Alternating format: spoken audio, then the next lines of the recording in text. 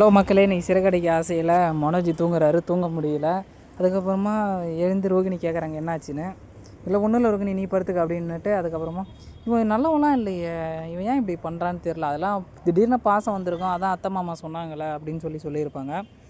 அதுக்கு இவர் ரொம்ப யோசிப்பார் முத்து. நீ வேற, என் அண்ணங்காரனுக்கு பாசம்லாம் இல்லை, வேஷம், உனக்கு தான் புரியல அப்படின்றாங்க.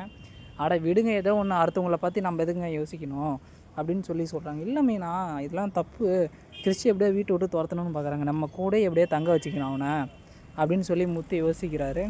அதுக்கப்புறமா பாலிஷ் போகிறான். மறுநாள் காலையில் மனோஜ் வந்து கத்துறான், என் ஷூக்கு நீ யாரா பாலிஷ் போட அப்படின்னு சொல்லி கேட்குறாங்க. இல்லை அங்கிள், நானே போட்டுறேன் அப்படின்றாங்க. ரோஹிணி கிட்ட சண்டை போடுறாரு. எனக்கு தெரியும் அப்படின்னு சொல்கிறாங்க. இப்போ என்ன தான் ஆச்சு அப்படின்னு சொல்லி கேட்குறாங்க. அதுக்கப்புறமா முத்து வராரு. இவன் ஷூக்கில் நீ ஏன்டா பாலிஷ் போகிறேன்னு சொல்லி அவங்க அண்ணன் சட்டையை பிடிச்சி அடிக்க போகிறாரு. அதுக்கப்புறமா இவன் யாரா எனக்கு ஃபஸ்ட்டு, நான் இவனை எப்போ நான் ஸ்கூலுக்கு கூப்பிட்டு போவான், அந்த பையன் ஸ்கூலுக்கு கூப்பிட்டு போக சொல்லுவான் கிறிஷ். அதுக்கப்புறமா என்னெல்லாம் கூப்பிட்டு போக முடியாது அப்படின்னும் போது ரோகிணி நல்லா பேய் மாதிரி ஆக்ஷன் பண்ணி முறைப்பாங்க அவனை. யாரை? மனோஜை முறைக்கிறப்ப, பொச்சிரா கல்யாணி வந்துருச்சு போல், அப்போனா நம்மளை விடாது அப்படின்னு சொல்லி நினச்சிக்கிட்டு நம்மளை விட்டு எப்படியாவது விட்டு போயிட்டா போதும், ஸ்கூலுக்கு கூப்பிட்டு போனால் அப்போ நம்மளை விட்டு போயிடுமா அப்படின்னு சொல்லி யோசிப்பாங்க. அதுக்கப்புறம் பயந்து போய் வாடா வாடா வாடா, உன்னை நானே கூப்பிட்டு போயிடுறேன் அப்படின்னு சொல்லி கிறிஷை கூப்பிட்டு போகிறாங்க.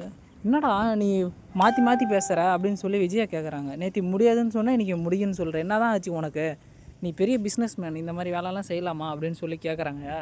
அதுக்கப்புறமா முறைச்சி பார்க்குறாங்க. என்ன இவனும் ஸ்கூலுக்கு கூப்பிட்டு போகிறான் ரவி ஸ்ருதின்னு கேட்குறாங்க. அதுக்கப்புறமா நீங்கள் எங்கே பெட்டியிலோட கிளம்பிட்டீங்க, நாங்கள் இல்லை ஃபுட் காம்படிஷனுக்கு போகிறேன் அதனால் அப்படின்னு சொல்கிறாங்க. ஏன் ஸ்ருதி நீ கூட போகலாம்ல, 2 பேரும் ஒன்றா போனால் தானே கொஞ்சம் ஜாலியாக இருக்குன்னு சொல்லி விஜயா சொல்கிறாங்க. அதுக்கப்புறமா எல்லோரும் ஃபேமிலியாக பேசிகிட்டு இருக்காங்க. எதுக்குன்னா விஜயோட ஃப்ரெண்டு பார்வதி வந்து 2 பேரும் சேர்ந்து தத்தெடுத்துக்கிறோம் குழந்தைய அப்படின்னு சொல்லி கேட்குறாங்க. இந்த ஐடியா உங்களுக்கு யார் கொடுத்தது?